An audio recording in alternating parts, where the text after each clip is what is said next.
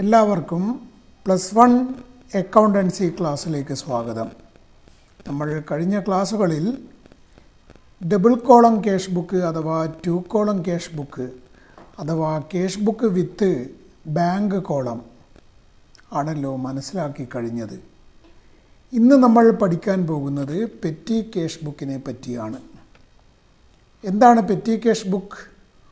Petty cash book is A cash book which is used for recording small payments. ചെറിയ payments record ചെയ്യാൻ വേണ്ടിയിട്ടുള്ള ഒരു cash ബുക്കാണ് petty cash book. Petty എന്നതിൻ്റെ വാക്കിൻ്റെ അർത്ഥം തന്നെ ചെറിയ എന്നതാണ്. സ്മോൾ പേയ്മെൻറ്റ്സ് റെക്കോർഡ് ചെയ്യാൻ വേണ്ടി ഉപയോഗിക്കുന്ന പ്രത്യേകമായ ക്യാഷ് ബുക്കാണ് petty cash book. Travel expenses, refreshment expenses, postage മുതലായ ചെറിയ എക്സ്പെൻസുകളുണ്ട്. അതൊക്കെ റെക്കോർഡ് ചെയ്യാൻ വേണ്ടി ഉപയോഗിക്കുന്ന ക്യാഷ് ബുക്കാണ് petty cash book.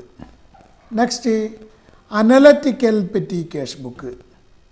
In the case of analytical petty cash book, there will be number of columns for the amounts on the payment side.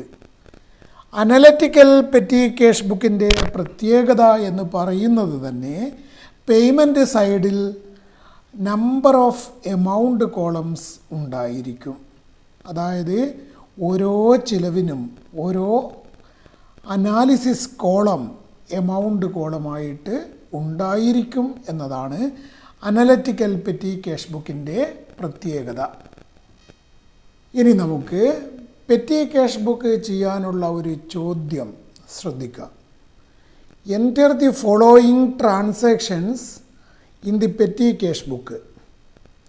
2016 January 1st issued a check to petty cashier ₹600. January 2nd purchased stamp ₹50. January 3rd paid for refreshment ₹80. January 5 paid for telegram ₹14. January 10 paid for newspaper magazine ₹100. January 11 paid for stationery ₹24. January 12 paid for carriages ₹10. January 14 paid for travel expenses ₹20. January 18 paid for registered letter ₹27. January 19 purchased stamps ₹30. January 25 paid for telegram ₹50. ഇതാണ് ചോദ്യം. ഈ ചോദ്യത്തിലെ എമൗണ്ടുകളൊക്കെ ഒന്ന് പരിശോധിച്ച് നോക്കിയേ. Small payments ആണ്. അതുകൊണ്ടാണ് ഇത് record ചെയ്യുന്ന ബുക്കിനെ പെറ്റി ക്യാഷ് ബുക്ക് എന്ന് വിളിക്കാൻ കാരണം. സ്മോൾ പേയ്മെൻറ്റ്സ് റെക്കോർഡ് ചെയ്യുന്ന ബുക്കാണ് പെറ്റി ക്യാഷ് ബുക്ക്. ഇനി നമുക്ക് ഈ ചോദ്യം എങ്ങനെ സോൾവ് ചെയ്യും എന്ന് മനസ്സിലാക്കാം. ഈ പ്രോബ്ലം ചെയ്യാൻ ആവശ്യമായ ഒരു പെറ്റി ക്യാഷ് ബുക്ക് അനാലിസിസ് കോളത്തോടെ ഞാൻ വരച്ച് വെച്ചിട്ടുണ്ട്. സെൻട്രലായിട്ട് പെറ്റി ക്യാഷ് ബുക്ക് എന്നെഴുതുന്നു. Debit rupees. ഒന്നാമത്തെ കോളത്തിൻ്റെ ഹെഡിങ് എന്താണ്? Debit rupees. Date, particulars, V number എന്ന് പറഞ്ഞാൽ വൗച്ചർ നമ്പർ, എമൗണ്ട് കോളം. ഇനി വരുന്നത് ഈ എമൗണ്ട് കോളത്തിന് ശേഷം വരുന്ന കോളംസാണ് അനാലിസിസ് കോളംസ്. ഓരോ ചെലവിനായി ഓരോ കോളം പ്രൊവൈഡ് ചെയ്താലും തെറ്റില്ല. ഇവിടെ ഞാൻ സമാന സ്വഭാവത്തെ ആധാരമാക്കിയിട്ട് കോളത്തിന് ഹെഡിങ് കൊടുത്തിട്ടുണ്ട്. Postage and telegram, refreshment. ഇതാ അടുത്ത column printing and stationery, carriages, travelling expenses. ഈ ചോദ്യത്തിന് ആവശ്യമായിട്ടുള്ള അനാലിസിസ് കോളം ഇങ്ങനെയാണ് ഞാൻ നൽകിയിരിക്കുന്നത്. നിങ്ങൾക്ക് വേണമെങ്കിൽ ഓരോ ചിലവിനും അതിൻ്റേതായ കോളം പ്രൊവൈഡ് ചെയ്യാൻ വേണ്ടി കഴിയും. എക്സാമിന് ചോദിക്കുകയാണെങ്കിൽ നിങ്ങൾക്ക് ലഭിക്കുന്ന ഉത്തര പേപ്പർ തിരിച്ചു വെച്ച് വരച്ചാൽ എത്ര കോളവും പ്രൊവൈഡ് ചെയ്യാനുള്ള വലിപ്പം ആ പേപ്പറിന് ഉണ്ടായിരിക്കും. ഞാൻ ഈ വരച്ച പോലെയല്ലാതെ നേരെ ഓപ്പോസിറ്റായിട്ട് എന്ന് പറഞ്ഞാൽ എങ്ങനെയാണ്? ആൻസർ പേപ്പർ ഇതേ രീതിയിൽ വെച്ച് കഴിഞ്ഞാൽ നിങ്ങൾക്ക് വളരെ ശ്രദ്ധിച്ച് എല്ലാ കോളംസും ഉൾപ്പെടുത്തി വരക്കാൻ വേണ്ടിയും സാധ്യമാണ്.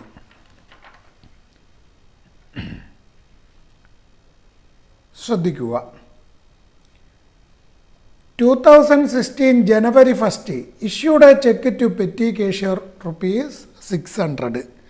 600 രൂപയുടെ ഒരു ചെക്ക് പെറ്റി കേഷ്യർക്ക് നൽകിയതാണ്. അപ്പോൾ ഡേറ്റ് കോളത്തിൽ 1/1/2016 1/1/2016 അതിന് ടു ബാങ്ക് എന്നെഴുതുന്നു. To bank account. കാരണം ചെക്കാണ് നൽകിയത്. ടു എന്ന രീതിയിൽ ഇവിടെ കാണിച്ചു കഴിഞ്ഞാൽ എമൗണ്ട് കാണിക്കേണ്ടത് ഈ ഡെബിറ്റിലെ എമൗണ്ട് കോളത്തിലാണ്. ഡെബിറ്റിലെ എമൗണ്ട് കോളമാണിത്. ഇവിടെ 600 കാണിക്കുന്നു. 600 മനസ്സിലായല്ലോ. എല്ലാ പേയ്മെൻറ്റ്സും ബൈ എന്ന രീതിയിൽ കാണിക്കും. അപ്പോൾ ബന്ധപ്പെട്ട ആ ചിലവ് ക്രെഡിറ്റ് സൈഡിലെ എമൗണ്ട് കോളമായ ഈ എമൗണ്ട് കോളത്തിലാണ് കാണിക്കുക. കൂടാതെ ആ ചിലവ് ബന്ധപ്പെട്ട അനാലിസിസ് കോളത്തിലും കാണിക്കും. നമുക്ക് പരിശോധിക്കാം. January 2 purchased stamp 2/1/2016. By stamp ഇതൊക്കെ പേയ്മെൻറ്റ്സ് ആണ്. അതൊക്കെ ബൈ എന്ന രീതിയിൽ കാണിക്കുന്നു. ബൈ സ്റ്റാമ്പ്സ് എത്ര രൂപയാണ്? 50 രൂപയുടെ സ്റ്റാമ്പാണ്. ബൈ എന്നെഴുതിയാൽ എമൗണ്ട് ഇവിടെ കാണിക്കുന്നു. പിന്നെ അനാലിസിസ് കോളത്തിലും കാണിക്കണം. പോസ്റ്റേജ് ആൻഡ് ടെലഗ്രാം അവിടെയാണ് സ്റ്റാമ്പിൻ്റെ ചിലവ് കാണിക്കാൻ കഴിയുക. ബൈ സ്റ്റാമ്പ് എഴുതി കഴിഞ്ഞിരിക്കുന്നു.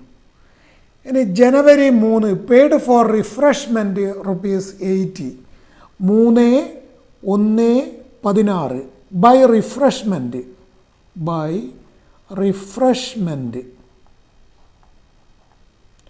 റിഫ്രഷ്മെൻറ്റ് എത്രയാണ് amount?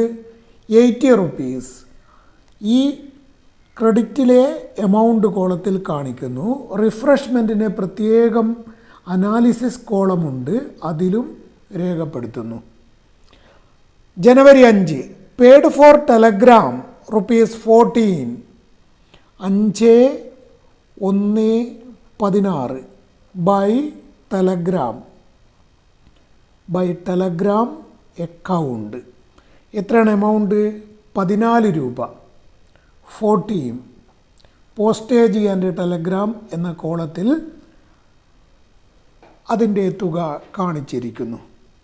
Next January 10 paid for newspaper magazine ₹10 by newspaper magazine. Date എന്നാണ്? 10/1/16 by newspaper magazine etcetera. ₹100 ആണ്. ഇവിടെ കാണിക്കും പ്രിൻറ്റിംഗ് ആൻഡ് സ്റ്റേഷനറി എന്ന ഒരു അനാലിസിസ് കോളമുണ്ട് ഇവിടെ.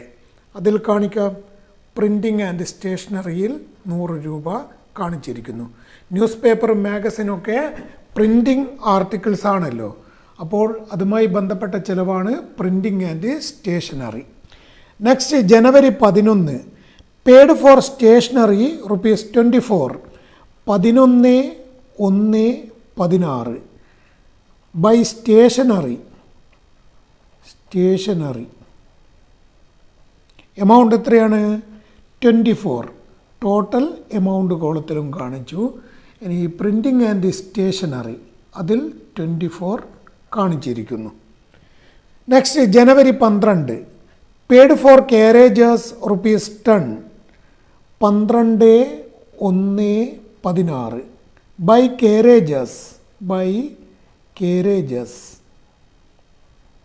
കേരേജസ് എത്രയാണ് എമൗണ്ട്? ₹10. കേരേജിന് പ്രത്യേകം കോളം ഉണ്ട്, അനാലിസിസ് കോളം ഉണ്ട്, അതിൽ ₹10 കാണിച്ചിരിക്കുന്നു. Paid for travelling expenses ₹20. എങ്ങനെ എഴുതും? 14-ാം തീയതി 14/1/16 by travelling expense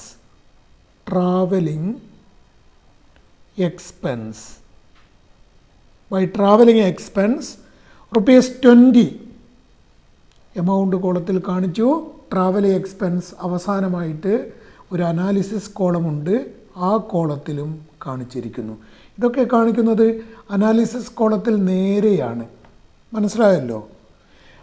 18/1/16 paid for registered letter ₹27. 18/1/16 by registered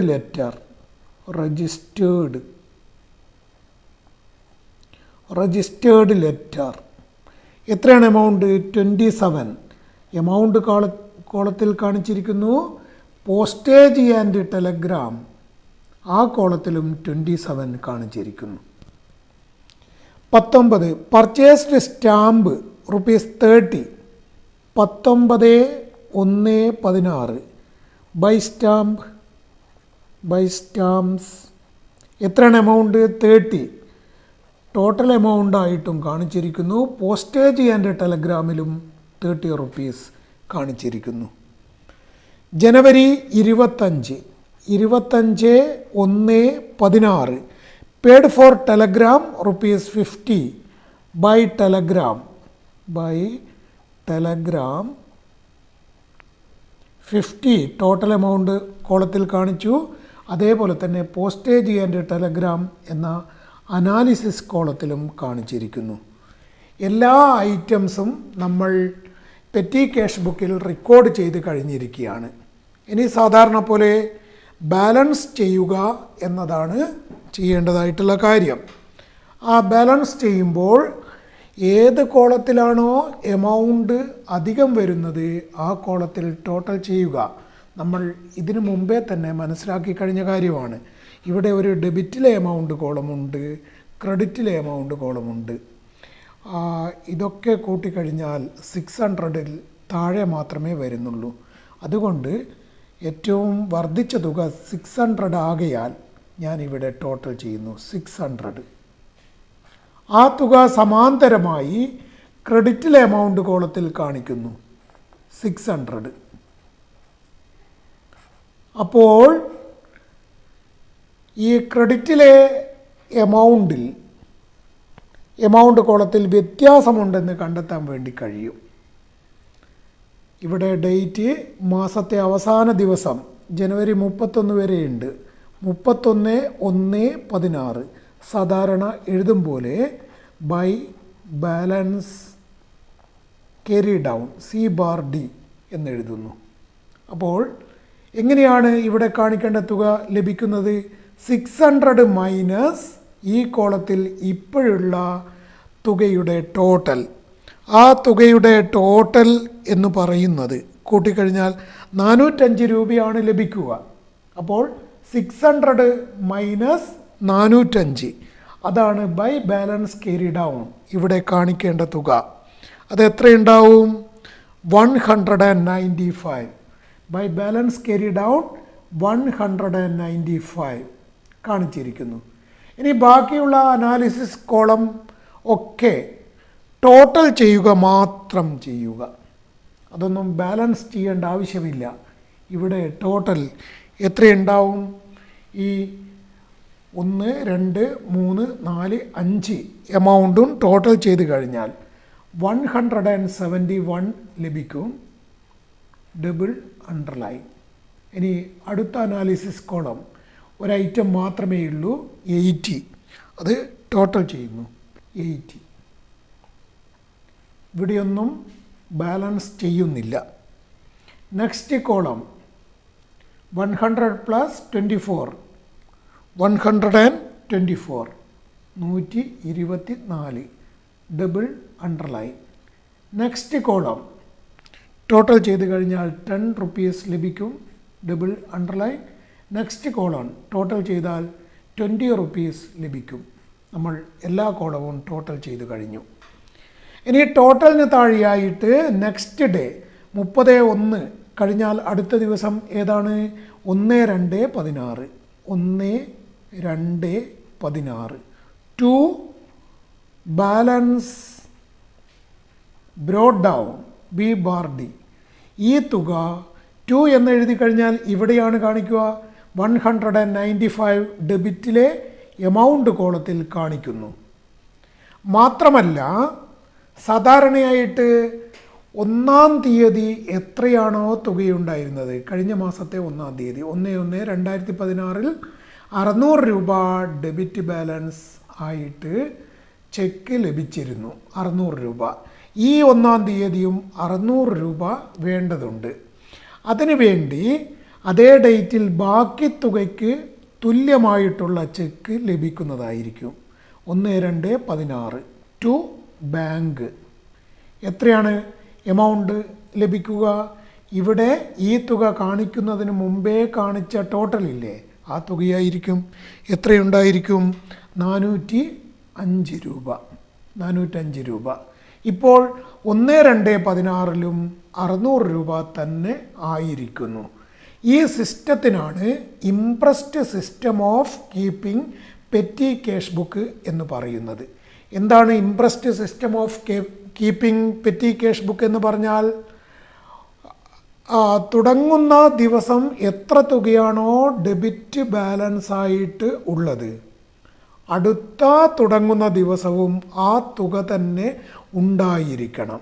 ഈ സിസ്റ്റത്തെയാണ് impressed system of keeping petty cash book എന്ന് പറയുന്നത്. ഇവിടെ ടു ബാലൻസ് ബ്രോഡ് ഡൗൺ കാണിച്ചപ്പോൾ 195 രൂപ മാത്രമേ ഡെബിറ്റ് ബാലൻസ് ആയിട്ട് ഉള്ളൂ. അതുകൊണ്ട് തന്നെ 405 രൂപയുടെ ചെക്ക് കൂടെ കിട്ടിക്കഴിഞ്ഞാൽ ഈ 1/2/16 600 എമൗണ്ട് ലഭിക്കുന്നതായിരിക്കും. അത് ലഭിക്കുന്ന രീതിയിൽ ടു ബാങ്ക് എന്ന് എഴുതിയിട്ട് 405 രൂപ കാണിച്ചിരിക്കുന്നു. ഇതൊന്നും പ്രയാസപ്പെടാനൊന്നുമില്ല. ഈ എമൗണ്ടിൽ 195 കാണിക്കുന്നതിന് മുമ്പേ എത്ര ടോട്ടൽ ഉണ്ടായിരുന്നുവോ ആ തുകയാണ് ഇവിടെ ടു ബാങ്ക് എന്ന് പറഞ്ഞ് കാണിച്ചിരിക്കുന്നത്. അപ്പോൾ രണ്ട് തുകയും ചേർന്നാൽ 600 തന്നെ ലഭിക്കുന്നതായിരിക്കും.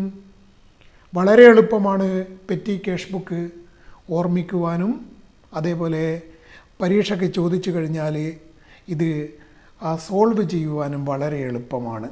അതായത് എളുപ്പത്തിൽ ഇതിൽ നിന്ന് ചോദ്യം ചോദിച്ചു കഴിഞ്ഞാൽ നിങ്ങൾക്ക് മാർക്ക് സ്കോർ ചെയ്യാൻ വേണ്ടി കഴിയും. പ്രത്യേകമായിട്ട് ഒരു കാര്യവും വരുന്നില്ല. ഇത് വരക്കുന്നത് നന്നായിട്ട് അറിയണം എന്നതേ ഉള്ളൂ. ഇവിടെ ഇപ്പോൾ ഓരോ എമൗണ്ടിന് സ്റ്റാമ്പിന് പ്രത്യേകം, റിഫ്രഷ്മെൻറ്റിന് പ്രത്യേകം, ടെലഗ്രാമിന് പ്രത്യേകം, ന്യൂസ് പേപ്പർ മാഗസിന് പ്രത്യേകം, ഇങ്ങനെ അനാലിസിസ് കോളം വരച്ചാലും പ്രോബ്ലം തെറ്റല്ല. അതുകൊണ്ട് തന്നെ നിങ്ങൾക്ക് എളുപ്പത്തിൽ പരീക്ഷാ പേപ്പർ തിരിച്ചു വെച്ചുകൊണ്ട് എത്ര അനാലിസിസ് കോളം ചോദ്യത്തെ ആധാരമാക്കി വേണമോ അത്രയും അനാലിസിസ് കോളം വരയ്ക്കുവാനും വളരെ എളുപ്പത്തിൽ ഇതിൽ നിന്ന് മാർക്ക് സ്കോർ ചെയ്യുവാനും സാധിക്കും. പല പബ്ലിക് എക്സാമിനും പെറ്റി ക്യാഷ് ബുക്കിൽ നിന്ന് 5 മാർക്ക് 6 മാർക്ക് മുതൽ 8 മാർക്ക് വരെ ചോദിച്ച വർഷങ്ങളുണ്ട്. നന്നായി ഒന്ന് മനസ്സിലാക്കി കഴിഞ്ഞാൽ ഇതിൽ നിന്നും പൂർണ്ണമായ മാർക്ക് നിങ്ങൾക്ക് നേടിയെടുക്കാൻ വേണ്ടി കഴിയും. അടുത്തു തന്നെ മുൻ വർഷത്തിൽ പെറ്റി ക്യാഷ് ബുക്കിൽ നിന്ന് ചോദിച്ച ചോദ്യം ഞാൻ സോൾവ് ചെയ്തു കാണിക്കുന്നതായിരിക്കും, ശ്രദ്ധിക്കുക. അതുകൊണ്ട് തന്നെ ഈ ചാനൽ ഇതുവരെ സബ്സ്ക്രൈബ് ചെയ്തിട്ടില്ല എങ്കിൽ സബ്സ്ക്രൈബ് ചെയ്യുക, തൊട്ടടുത്ത ബെല്ലൈക്കൺ പ്രസ് ചെയ്യുക. ഞങ്ങൾ അപ്ലോഡ് ചെയ്യുന്ന വീഡിയോകളുടെ നോട്ടിഫിക്കേഷൻ നിങ്ങൾക്ക് ലഭിക്കുന്നതായിരിക്കും. ഈ ക്ലാസ് മനസ്സിലാക്കി എന്ന് വിശ്വസിക്കുന്നു. എന്തെങ്കിലും സംശയങ്ങളുണ്ടെങ്കിൽ കമൻറ്റ് ചെയ്യുക. അതേപോലെ തന്നെ ഈ വീഡിയോ മറ്റുള്ളവർക്ക് ഷെയർ ചെയ്യുക. ഇഷ്ടപ്പെട്ട് കഴിഞ്ഞാൽ ലൈക്ക് ചെയ്യുക. എങ്ങനെയുണ്ടെന്ന് കമൻറ്റ് ചെയ്യുക. അത് എന്നെ സംബന്ധിച്ചിടത്തോളം ക്ലാസ് നൽകാനുള്ള ഒരു മോട്ടിവേഷൻ ആയിരിക്കും. ക്ലാസ് എങ്ങനെയുണ്ട്, നന്നായിട്ടുണ്ടോ ഇല്ലയോ, മനസ്സിലായോ ഇല്ലയോ, ആ കാര്യം ജസ്റ്റ് ഒന്ന് കമൻറ്റ് ചെയ്യുക.